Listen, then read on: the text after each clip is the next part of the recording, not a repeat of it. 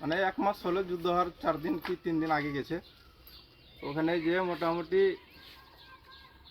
20 দিন আগে, 10 দিন 12 দিন আগে ফোন করেছে কি বাড়ি চলে যাব, যুদ্ধ চলছে এখানে, সব গুলি বারুদ সব জিনিস ফায়ারিং হচ্ছে। তো 10 দিন আগে ফোন হয়েছে, দিয়ে আর যোগাযোগ নেই। বলছিল কি এখানে আর থাকা যাবে না, যুদ্ধ হচ্ছে, মিসাইল করছে, গুলি চলছে, ওই জন্য আর ওখানে থাকা যাবে না, খেতে পাচ্ছি না। মানে খাওয়া দাওয়ারও সমস্যা ছিল বলছিল, এটাই কথা হয়েছিল।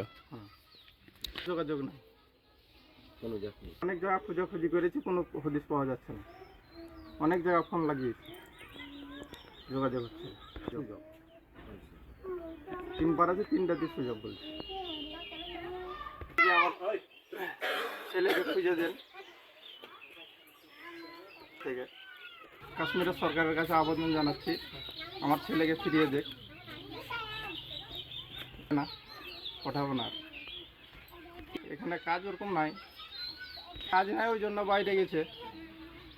এবারকার ঘুরে আসতে গেলে আর অন্য অন্য জায়গায় যাবে, কাশ্মীর পাঠাবো না।